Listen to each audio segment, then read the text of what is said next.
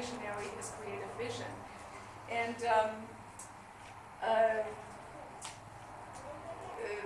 now you have this incredible and rare opportunity to see a wonderful, small, but special selection of his works. These works were all created between 2000 and the current date, is that correct, Phil? The year 2000? Yeah, about 2000 to 2007. Right. 2000, yeah, well, up to date, 2000. Yes.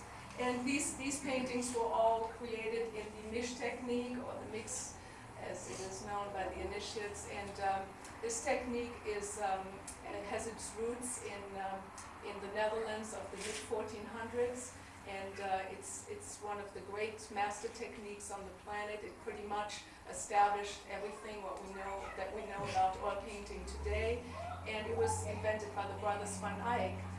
It is a technique that employs underpainting in tempera and very thin oil glazes. This is it in a nutshell.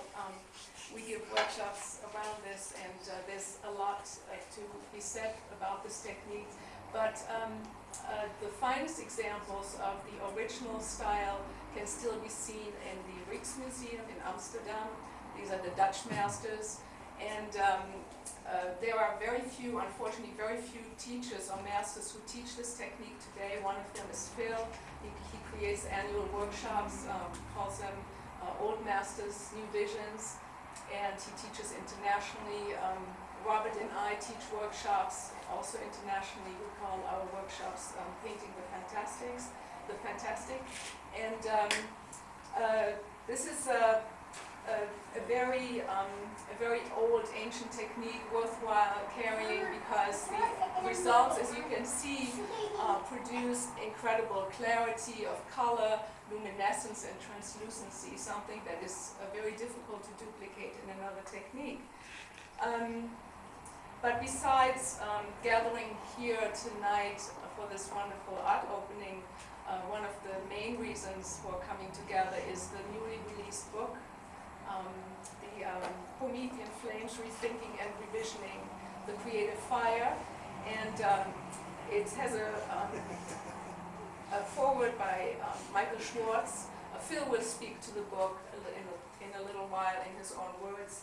But it is basically a book that contains thoughts on the lack of integration of the various schools of visionary art into the conventional art world. It also speaks to the process of creativity and the sources for creation, which could be a spiritual practice, meditation, dreams, or entheogens, to just name a few.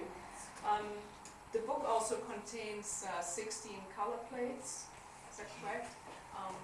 Pretty much illustrating Phil's various styles that he has created throughout his artistic career. And it is meant to bridge his previously released Drinking Lightning. All these books are here, so you can look through them. And the Drinking Lightning was in essence a book that embraced the creative process as a spiritual practice.